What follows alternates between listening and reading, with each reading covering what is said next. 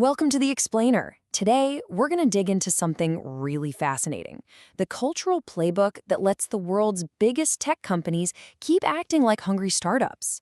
We're distilling the core ideas from Alex Kantrowitz's book, Always Day One, to figure out the secret sauce that lets these giants invent and reinvent as if it's always their very first day in business. So let's start with this question. Jeff Bezos once threw this out to his team at Amazon. And it sounds simple, right?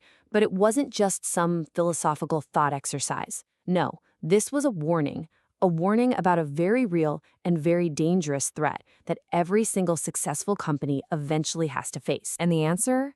Well, it's pretty brutal. Day two isn't about a gentle, slow decline. It's about stagnation. It's about becoming irrelevant. And ultimately, it's about corporate death. Understanding this reality is exactly why that day one mindset is so absolutely critical. Okay, so here is how we're going to break it all down in this explainer. First, we'll nail down what day one really means.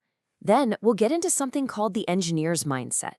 After that, we'll see how the big tech giants actually put this stuff to work. We'll even look at a counterexample, a culture of refinement, to see the difference.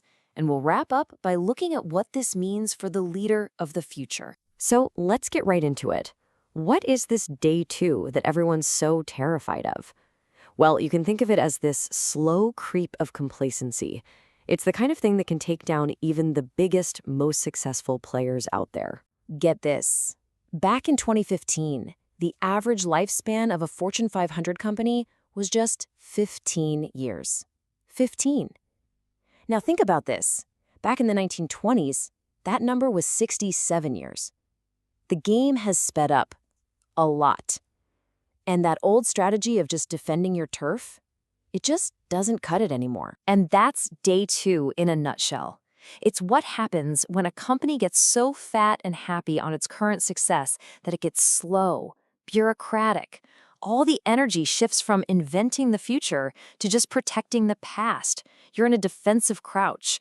And in the market today, that's a death sentence. At the heart of this problem is something the book calls the execution trap. Just look at these two kinds of work. You've got idea work, dreaming up the next big thing, figuring out how to build it. And then you have execution work, keeping the lights on, managing what you already have. Day two companies get so buried in that execution stuff, they're just running the machine and they totally forget how to design a new one. So, the big question is, how do giants like Amazon, Google, and Facebook avoid this execution trap? Well, they've basically baked a formula for constant invention right into the walls of the company, into their very culture. They do it with what Kantrowitz calls the engineer's mindset. And you got to understand, this is the most important part. It has nothing to do with being a programmer or having an engineering degree. Not at all. It's a cultural formula. It's a way of thinking that says, we build, we create, we invent, not we manage and maintain. This whole mindset really stands on three big pillars. But listen, these aren't just corporate buzzwords on a poster. They are fundamental shifts in how a company actually runs. And they're all designed to do one thing: fuel that engine of invention. Let me break it down for you. Democratic invention means you build systems so a great idea can pop up from anywhere, the mailroom, the marketing department, wherever. Then, with a constraint-free hierarchy, you demolish the layers of middle management that would normally kill that idea.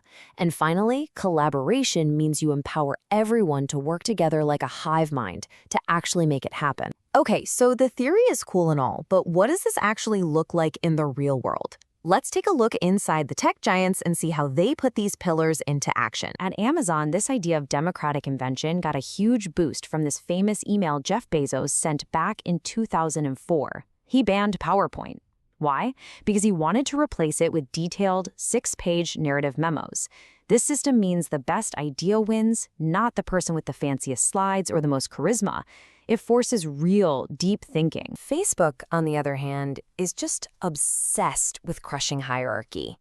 Their entire goal is to get rid of any and every bottleneck that stops ideas and feedback from flowing freely. And this isn't just some nice poster they hang on the wall at headquarters. It's practically their religion. The book talks about how Mark Zuckerberg will literally end meetings by asking outsiders to tear his own plans apart. That's a culture designed from the top down to break hierarchy, where giving critical feedback isn't just okay, it's expected. And then you've got Google. They have basically engineered a culture of what you could call radical collaboration.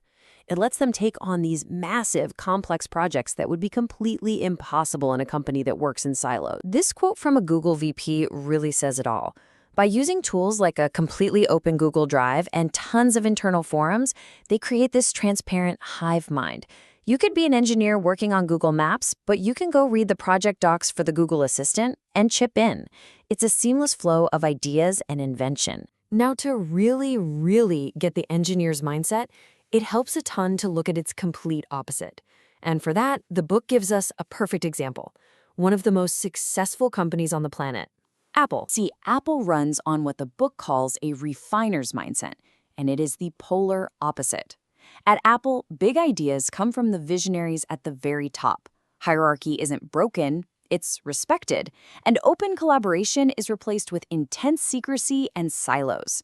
It's a culture that is purpose-built to perfect a product, not necessarily to invent a new one from scratch. And you can see where this leads, right? That refiner's mindset was absolutely brilliant for polishing the iPhone, making it a little better every single year. But when Apple tried to invent in a totally new category, it struggled. The HomePod is the classic example. It was developed in secret silos, and it came out as this beautiful speaker with a pretty dumb assistant. It was years behind Amazon's Echo, a product born from a culture of pure invention. So, after all this, what does it mean for the person in charge? It really points to a huge, fundamental shift in what leadership even means in a day one world. The leader of the future is not some lone genius who has all the answers. They're more like a cultural architect. Their main job is to build the system that allows invention to happen. They're a facilitator. They ask good questions, they clear roadblocks, and they create a space where the best ideas can rise to the top and where taking smart risks is rewarded. And this is the thing I really want you to walk away with. The engineer's mindset isn't about knowing how to code, and it is not just for tech companies. It's a cultural choice. It's a decision to choose constant, messy invention over the slow, safe, and ultimately fatal comfort of day two. So we'll just leave you with this one question to think about. In a world where we know day two means death, what are you doing? In your own job, on your team, in your projects, what does your day one look like? And what are you doing to make sure it's always day one?